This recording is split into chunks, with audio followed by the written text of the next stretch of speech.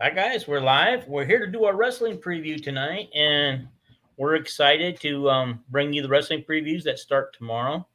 The matches will be in Kansas City, I think. Correct? That is correct. Correct. Okay. All right.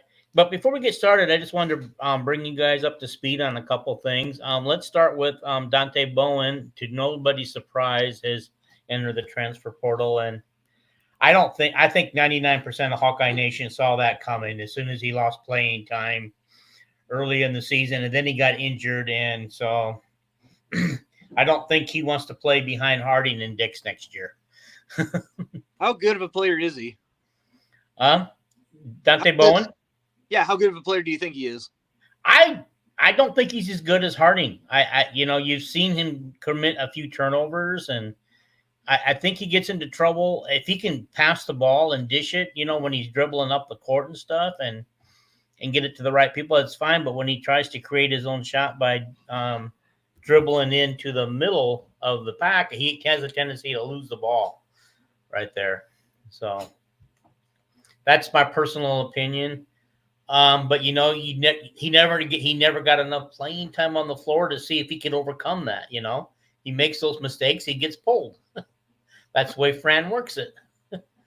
So okay, and also to I know that everybody's probably sick of hearing about Caden Proctor, and I am too. I don't even want to talk about it anymore. But Bye bye.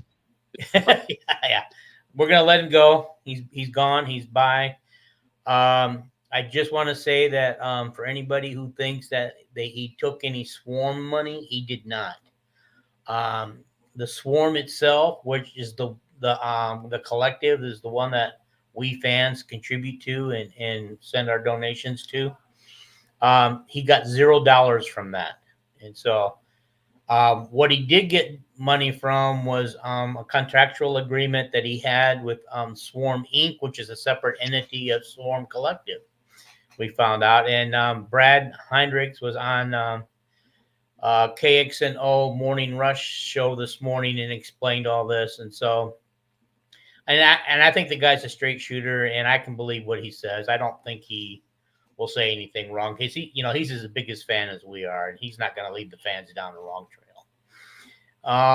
But they did pay about 15% of the monies that they owed him annually, and that they don't have to get that back because he fulfilled his part of the contractual his obligations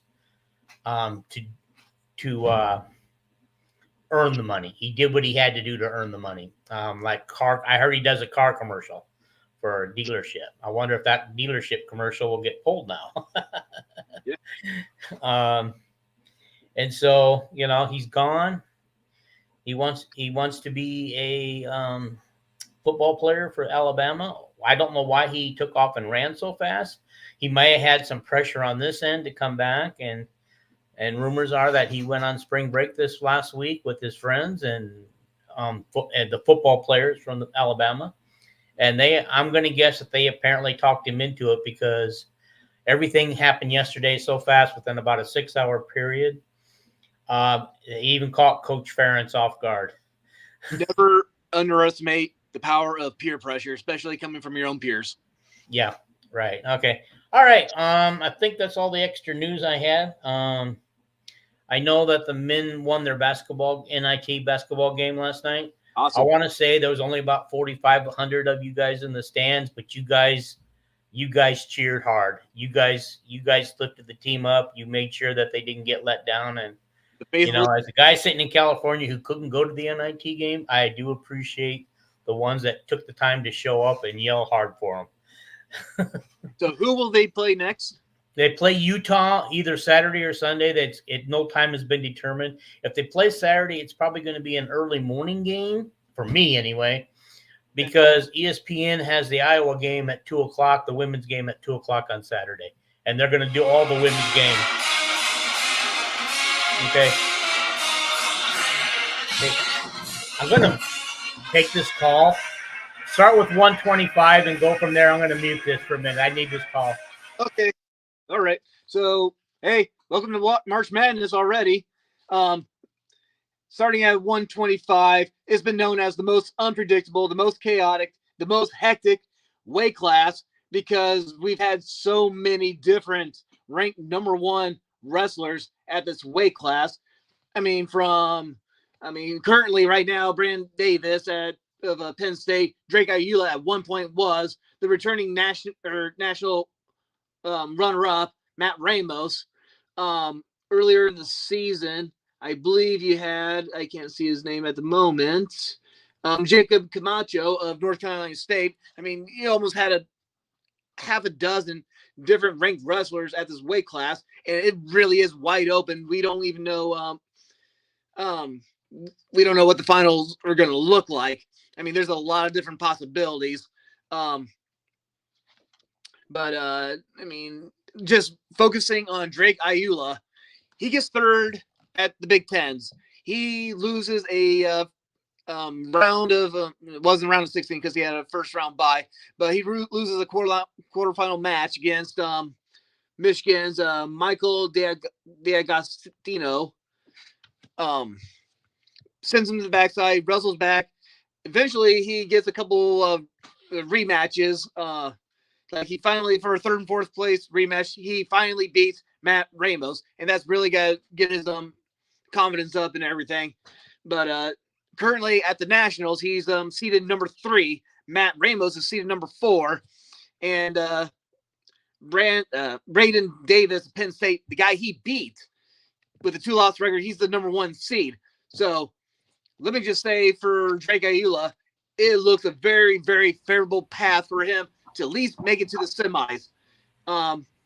His first couple matches, his first round match is against Elijah Griffin of California Baptist. 1911 record. And then his next round opponent is the winner between Jet Streckenberger or Nico Provo.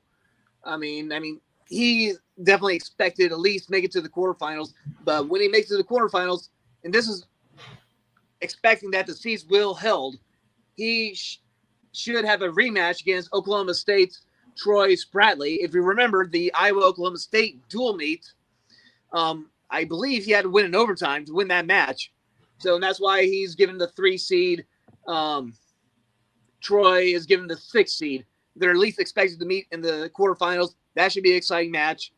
And if Drake makes it past that match, and then more than likely, we're expecting him to face Luke Stanich of Lehigh, 19-3 record. He was ranked number 1 at one point, not now. I believe he's maybe ranked number 2, according to Intermat Wrestle. But hey, Drake Ayula, no matter how chaotic this weight class is, he probably has the best path forward to make it to the finals. Okay. Well, that was pretty good. I caught not all of it, but most of it. Okay. Was this the weight class that you said that somebody was injured and somebody has a different first round match? No, that's 141. We'll get to Real Woods later. Okay. All right. I did have a conversation with another real Hawkeye fan, and I'm saying the Big Ten is very heavily favored by the NCAAs in this weight class. I mean, there could be potentially 6 Big Ten opponents in the quarterfinals. I mean, that's how, kind of dominant the Big Ten's been at this weight class. Okay. Yeah. And I did read an article. I think, I don't know if you read that stuff that I can't think of his name now, but he's always posting wrestling updates on my Facebook page, and he posted it all over everybody's Hawkeye pages. And but he said something about the point system, the way it's set now. If Iowa would hold true to their seedings, they would be 9th overall, and that'd be the worst finish since they had an 11th place finish back in the 70s. That I'm not sure if that's entirely accurate. Well, 11th place would be outside the top 10 because I do recall maybe back in 2005, Jim Zaleski, he got fired. He got fired because Iowa had a 10th place finish. Okay. Going all the way back then. So, 11th, 11th's worse than 10, but so I guess there's some accuracy. No, there. But I guess it's just saying that 11th is the worst that they've done, maybe. or something back in the 70s, but Zaleski's back the 90s or early 2000s? That's early 2000s because remember, Dan Gable retired, I believe, 1997. That's when they had they set the record, the 170 point record, team points, and retired after that. And that's when Jim Zaleski took over. He had a couple good years, and then they just went like a cliff dive. Okay. All right. I just want to say for anybody who's actually logging in here live, feel free to write a comment if or ask a question. If you think we're off base on something, throw that comment out there too. Just a couple of fans who like to follow Hawkeye Wrestling and really passionate. When we're out here, we're passionate. And all right, let's move on to our next weight class. I believe it's 133. Brody Teske got 5th at the Big Ten. Had a big upset against I can pull that up real quick. It was against Ohio State. He was ranked number 10 at the time. I believe first name was like Nico. Actually, I can probably look it up over here. Let's see. I mean, it was a come from behind win and everything. Brody Teske. Yeah, Nick Bazaskis of Ohio State. Like, he got out to a really early lead. And, Brody had to chip away. And he made it to I believe he did make it to the semis. And then eventually he got 5th place. And he was awarded with the 15th seed at the NCAAs. Mm-hmm. Okay. All right. And so does he have a path that he can get to the championship? Or my first response is that it does look like an unfavorable path. I mean, give me a choice between favorable, unfavorable. It looks a little bit more unfavorable path ahead of him. It's just one is the seeding that he's given. I mean, he should have a first round win against number 18 seed Derek Cardinal of South Dakota State University, 22-10. But I mean, you just got to look at his possible next round opponents. See if I can find him on the map. Okay, yeah. Since he was getting the 15th seed, eventually he's going to go run up against the number 2 seed. There's 2 undefeated wrestlers at this weight class, and he already lost to Dayton Fix of Oklahoma State. Okay. But now he'll be going up against the other undefeated Ryan Krukum of Lehigh, and he's 18-0. So, I mean, chances are that he's going to get by are pretty slim. So if he gets knocked back on the backsides, I mean, there's just some other matches that doesn't look very good. But there's let's go. Let me ask you real quick. What is his seeding? He's got the number 15 seed right now. So he's got some work to do to become All-American. Yeah. So you're probably going to wrestle. Let's see. He gets back here. So 1, 2, 3. He's going to have to win 4 matches. If he loses in the round of 16, if he loses in round 16, he's going to win like 4 matches. Okay. And what I forgot, I didn't hear if you gave a seeding for Ayala. Drake Ayala, he got the number 3 seed. Okay. So And so does that surprise you that Brody Teske only got a 15 seed? That should he have been higher? I think it's probably really close where he is. But keep in mind, one of the biggest roars you're hearing in the wrestling fans at this weight class, 133, Dayton Fix. I believe he might be a 3-time finalist, but he is the returning national runner-up, and the returning national champion and world champion is a number 6 seed, Vito Arura of Cornell. Okay. He's the returning national champion, and he actually beat Fix pretty handily. And his only 2 losses were to Ryan Crookham. Mm-hmm. Okay. What about let's move on to 141 and Real Woods, and what's his seeding just before we get going on him? Real Woods also seeded number 3. Now, the NCAAs got a lot of favorability towards this weight class as well, because the number 1 seed is Jesse Mendez of Ohio State, 25-2. Beau Barlett, Penn State, 19-1. His only 1 loss is to Mendez. And then Real Woods, the returning national runner-up, is 3 seed. 18-3, and he did get that revenge win at the Big Tens against Michigan's Sergio Limley. Okay, and I assume he didn't wrestle against Penn State, if I remember right. Or He did. He was supposedly coming off an injury, but not trying to make excuses why he lost or anything. But I mean, that's the speculation. But that's one of Real Woods' losses was to Bo Bentley, Jesse Mendez, and also Sergio. I mean, all his losses are to Big Ten opponents, so there's nothing to really think that he would be able to make it to at least the semifinals.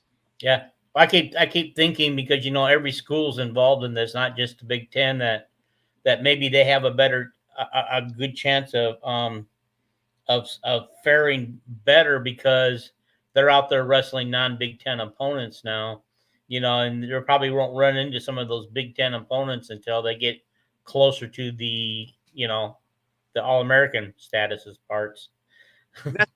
That's why these non-conference dual meets, that's why they're so crucial, because like Iowa State, Oklahoma State, Oregon State, those are the main three that come off the top of my mind for Iowa. You got to win those matches, because down the road towards nationals, where we are right now, I mean, it's going to shape how your seeding is going to be. Okay.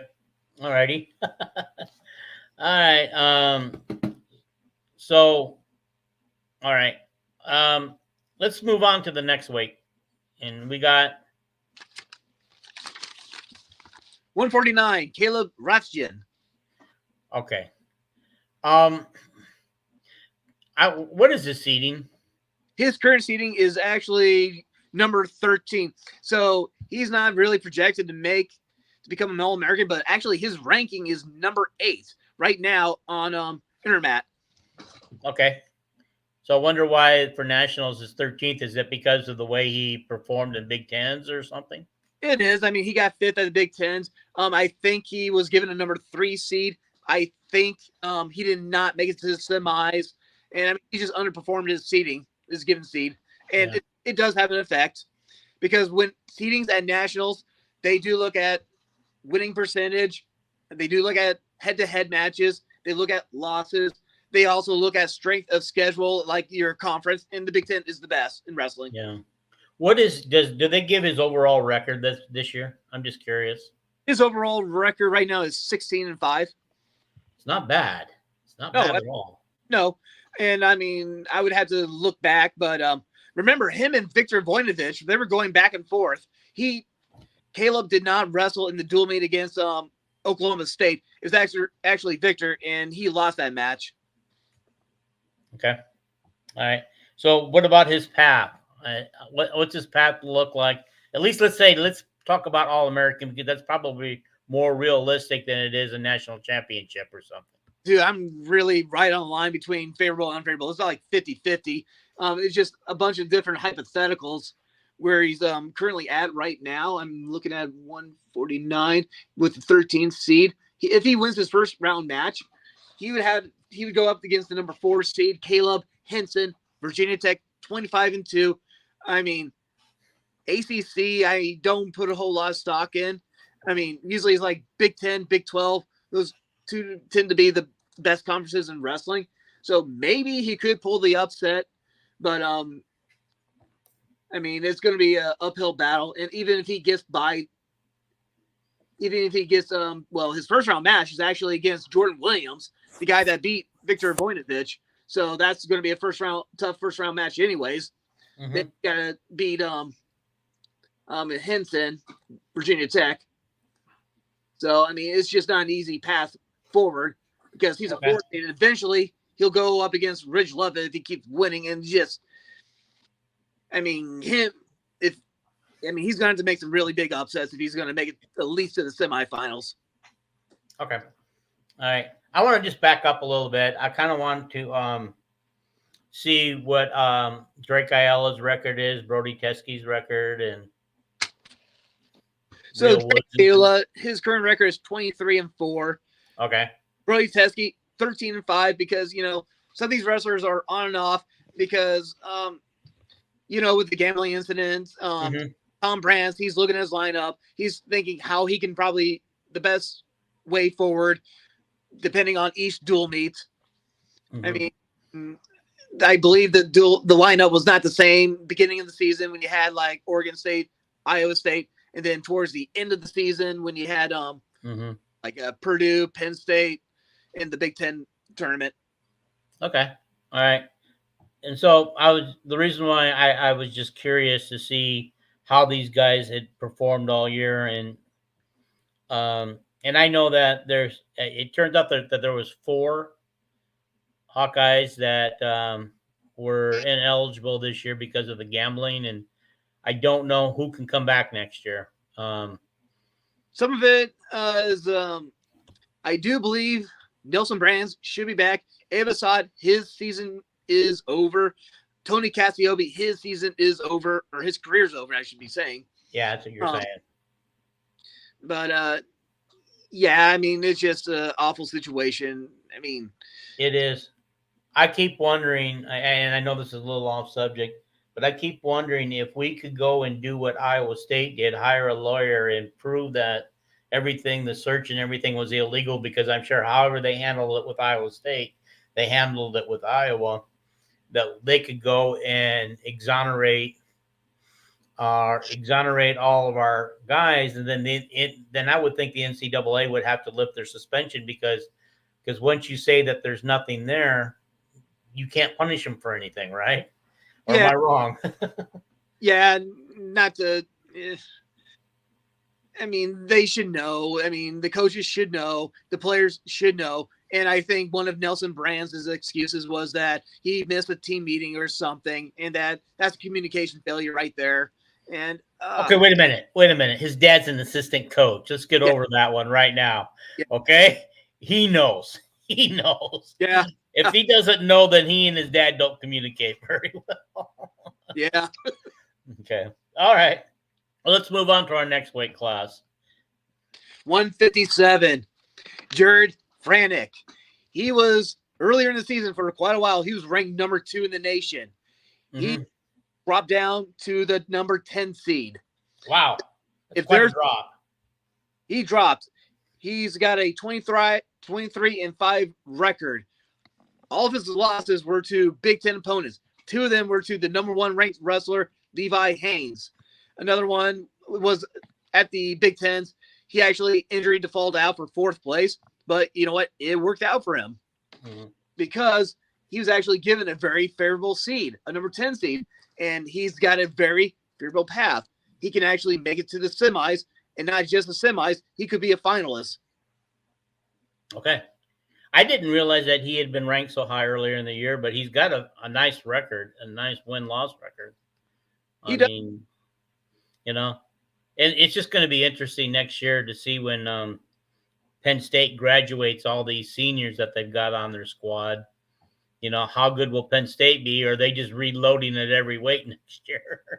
There's going to be a few weight classes that are going to be interesting, like 174 and 197, because there's 2 guys right there that are going for 4 national titles, and we'll get to those eventually. All right, well, let's start moving up to another weight class here. 160 something. 160. Mike Caliendo, ranked number 6 and seeded number 6 at nationals. Got 3rd in the Big Ten tournament. 22-4. So I mean, he's been exceeding expectations. I mean, sophomore. He's one of the transfers from South Dakota State. I mean, he's got a very, very favorable path. He can actually make it to the semis. So, okay. And so he could improve on his seeding by a couple notches, which would help Iowa point-wise. Yes, but keep in mind, once you reach into the semis, you're guaranteed a place in the top 6. So you can reach the semis and actually lose 3 matches in a row and get 6th place. Yeah. Explain to me a little bit about it, because sometimes when I feel like in the semis, because I was looking at, and I think I was looking at the women's nationals, and it seems to me like you have to, let's say you're wrestling for, you lose in the semis, then you have to win 2 more times in the semis to stay in this to stay It, like third or fourth. I believe women's is mostly based off freestyle, international style wrestling, and their brackets are different compared to the American folk style tradition. Okay, because it looked like to me like if they lost in the semis, if they wanted to get third place, they had to wrestle twice more. Okay, it's just it's a different style is what it is. See, here's what I thought it was is I thought, you wrestle. Okay, you're wrestling in the semis, which means there's only 4 of you left. Yes. Okay, and so I figured the loser in the semi would wrestle whoever lost the first, second. I don't know. I'm confused. Yeah. Once you lose in the semis, you get dropped back in what's called the constellation semifinals. Yeah. Pretty much, you got 2 on the top, 2 on the bottom. Okay. The loser of the constellation semifinals, that's my son, who's yeah. Hi there. Say hi. Hey, how are you? You did? Okay. Hey. I see you turn the light off on you temporarily. Well, you're still dark. Well, no, you're fine now. So once you lose in the constellation semifinals, then you wrestle for 5th and 6th place. Okay. Yeah. All righty. So I was right. They are actually wrestling twice, 2 semis, one in the championship bracket and one in the consolation. Yes. Okay. I was right. Sometimes I forget some of these things because I don't go to a lot of these tournaments, I understand. And it's like, I used to follow my nephew when he went to the Iowa State, not Iowa State school, but the Iowa State high school wrestling championships. He went in both his juniors and senior year. And, and I would never know when he won or he lost. I would always have to ask, okay, now what's he doing? What's he going down next? Yeah, usually you follow the brackets. They'll show you the path forward and the constellation size backwards. Yeah. So yeah. He'd actually, I think he started wrestling in college at Buena Vista College. Buena Vista, okay. Yeah, and but then he transferred to Iowa State, but he never actually wrestled for Iowa State, but he worked out with them. So I think he was a wrestling dummy for him. Oh yeah. I know personally of a person who did that for Iowa. He never actually wrestled a meet for Iowa, but he was definitely a practice person and practice wrestling everybody. So, but yeah, moving on. Let's move on. This is good stuff. Patrick Kennedy, he does have a favorable path. And here's the crazy thing about 174, where fans are having an uproar. You got 3 returning national champions. All 3 of them are on the upper part of the bracket. Okay. So only one of them is going to make it to the finals if none of them get upset. But the biggest story, arguably the biggest story, is that Connor Starachi of Penn State, he's the 3-time returning national champion, trying to be a 4-time. He injury defaulted out of the Big Ten tournament. So that's the new rule, is that an injury default is constituted as a loss. So he's got 2 losses of the season. He's given the 9 seed. But he's not wrestling, right? Say again? He's not wrestling though, right? Oh, he's wrestling. He's got the 9. He is claiming on social media that he is 100% ready to go. So we don't know. Yeah, you're not going to say that, oh, I'm feeling like crap or anything like that, or I got a nagging knee injury or anything. They're going to say, I'm ready to go and stuff like that. But how injured he is, that's the big question. Because in the quarterfinal matches, if the seedings do held up, or if Carr does keep winning, he'll go against Mikal Lewis of Virginia Tech, and who's undefeated, 15-0. But put all that aside, as for Patrick Kennedy, he's actually on the lower half. He's on the lower half. Where are you? Okay, with the 12th seed, he's 15-5. He's been bouncing up and down from 65 to 74. Mike Caliendo beat him out at Soldier Salute. So that solidified their positions. So yeah, because Kennedy moved up a weight, right? Yes, he did. So he was that. Kennedy hasn't wrestled a whole lot this year. What's his record? He is currently 15-5. 1 second.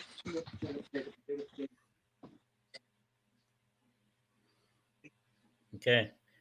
He went to check something. I think he'll be right back, guys. But what do you guys think of so far about the path and everything that these guys are taking? And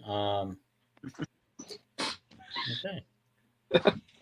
You got up and left, and our only 2 viewers left with you. No, come on.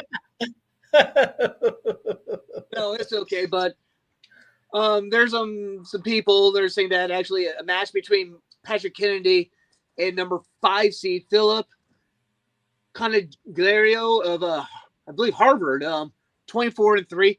They're expecting that to be a possible upset match.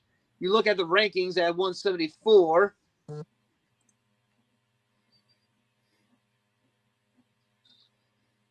Where are you? Yeah, Patrick Kennedy is actually ranked number 7, and actually Phil of Harvard's actually ranked number 12. So, I mean, that's a possible win for Kennedy. And keep in mind, I would think, in my personal opinion, he's ranked too low or seated too low. He should be higher. I mean, wasn't he a finalist last year? I'm trying to remember. Patrick Kennedy? Yeah. No, he wasn't. Was he All-American status at all? No. Okay. Now, why did I think that Kennedy was there last year? I thought he was right in the mix. He was there last year, and he wasn't. Yeah. So we don't really have any returners from last year. Except for Real Woods. Yeah.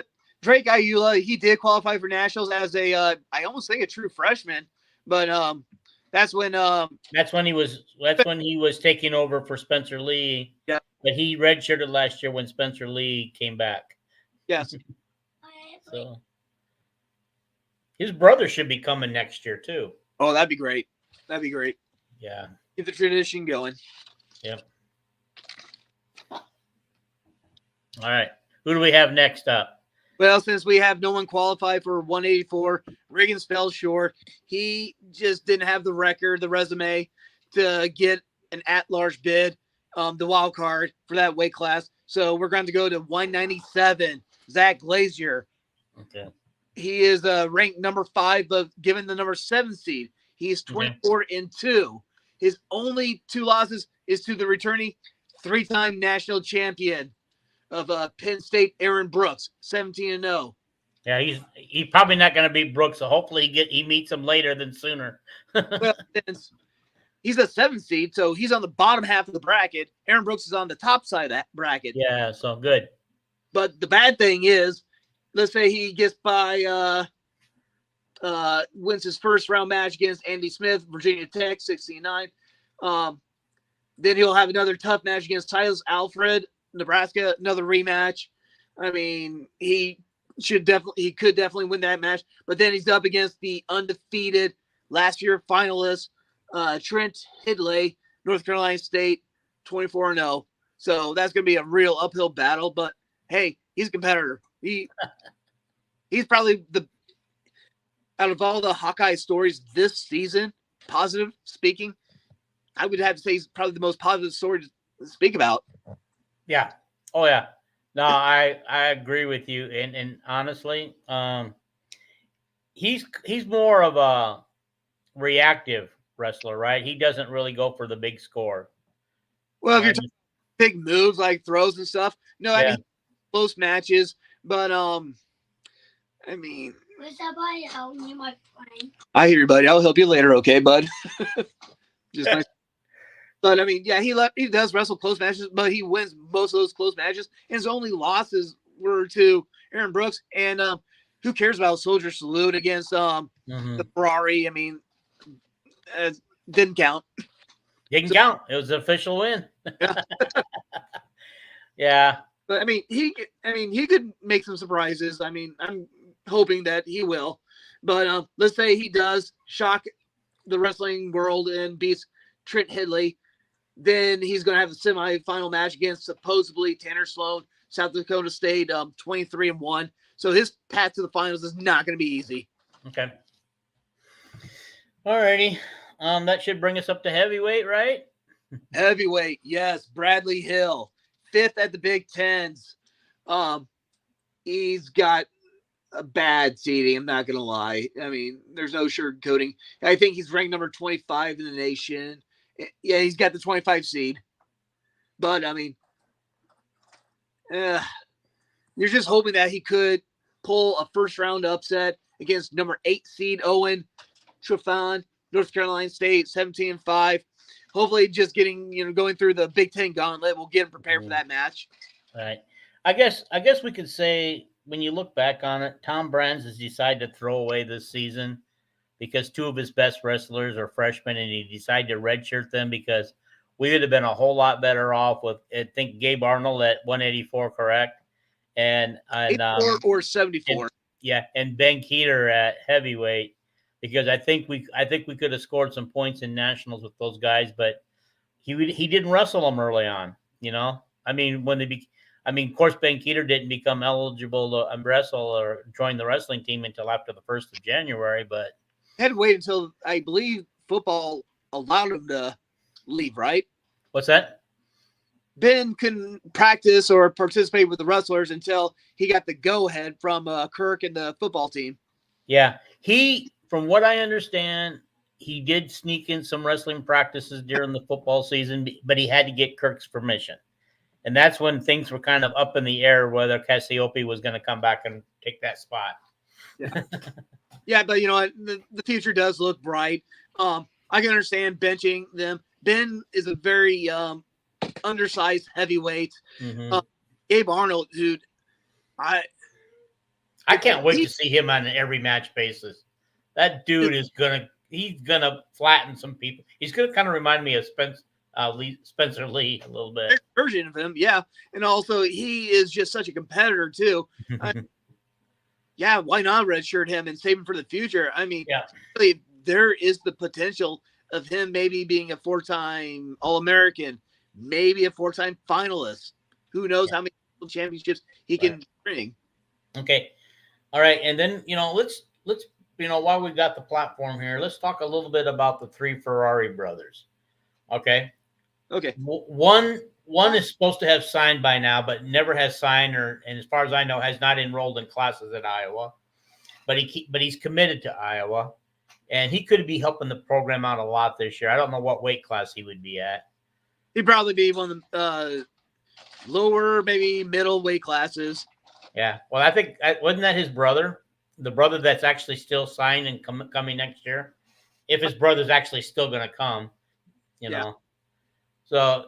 We all know about the one that lost his cool at the Soldier Salute. Yep. I doubt if we ever see him, but he has permission to work on his Olympic trials for the Olympic trials and stuff. So he did say he got that okayed. So I would have to think that he's probably gonna show up at Iowa after the Olympics are over. Yeah, he needs a lot of support coming from his family, and if his family is going over towards Iowa City, I imagine he's probably going to spend some time over there. I mean, especially after the stuff he's been through at Oklahoma State and after.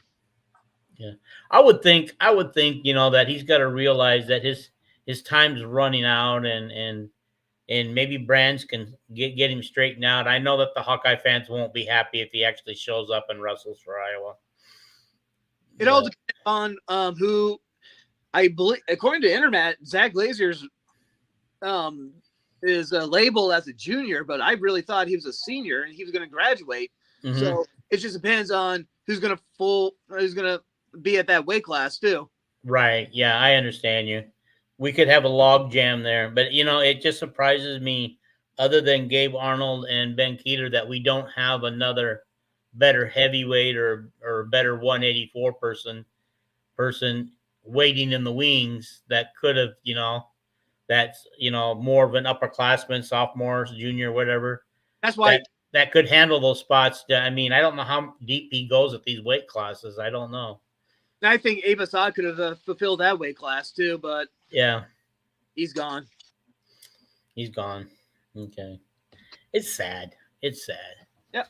I'm still holding out hope that Beth Getz hires a lawyer to do what they did for Iowa State. Yeah. I imagine we're going to see all Iowa State's people back on the field and on the court and on the mat next year. Yeah. Yep. If they haven't already come back. Yep.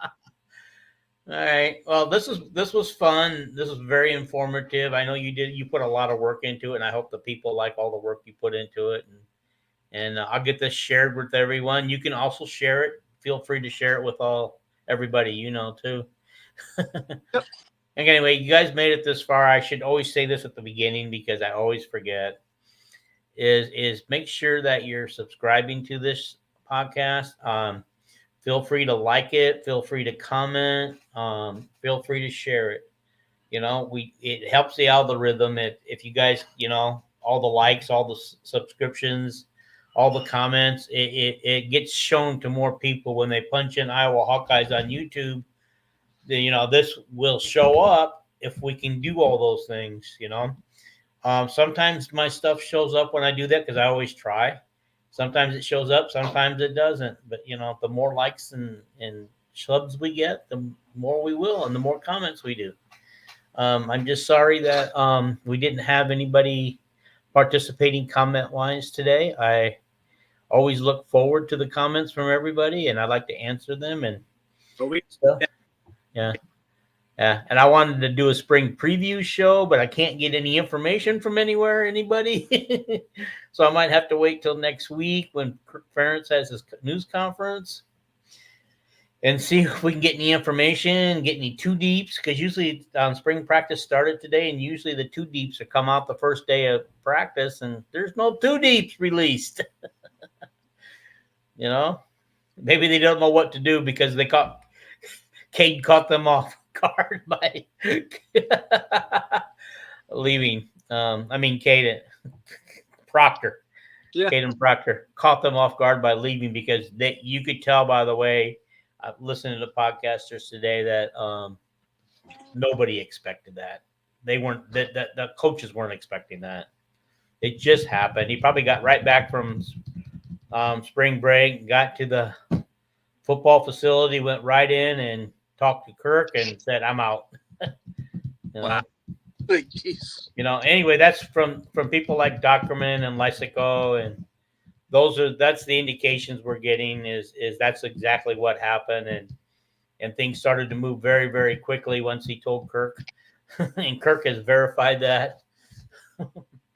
And so we didn't have days of speculation like we did when he was leaving Alabama for Iowa. We had days of speculation going on. This just took. I found out last night, probably about, maybe it was late in the afternoon, probably around 3:00 in the afternoon. And then I went out and did my, cooking and stuff and got prepared. And my wife came and joined me, and I told her, I said, I really need to do an emergency podcast on this. I said, it won't take long. Use my cell phone instead of coming inside and doing it.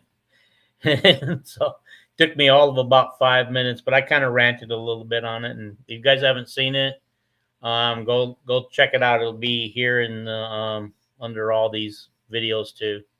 Anyway, I'm going to get out of here before I ramble too much more. Thank you, Jared, for your hard work. You did good, and maybe we can talk about this after nationals are over. Maybe next Wednesday, that could be a possibility. Let me process everything that's happened. Okay. Hopefully, Iowa will have a top 5 finish. Hopefully 3 or 2. I'm really hoping for that. And just keep in mind, the wrestling community, they do not like Iowa just because all the success they had in the past. So, like I said, like you mentioned before, if the season's played out, if Iowa finishes 9th, they are salivating over that. They want that to happen. And all I can say is, for the Hawkeye wrestlers, disappoint them. Yeah. Don't give them the satisfaction. Yeah. Just before we leave, we got a question a little bit. Iowa State wrestling program was hurt too by the gambling situation, and yet they just won the Big 12 tournament, and they're probably poised to make a better finish team-wise than Iowa is. I mean, yeah, you got Iowa State, Nebraska, Michigan, even Oklahoma State, North Carolina State. I mean, it's going to be a battle. It is going to be a battle these next 3 days. Yeah. So, hopefully, just make it happen. All right. Okay. I'll let you go. We'll talk to you later. I'm going to end the stream. Bye, everybody. Thank you for watching. Thanks for watching.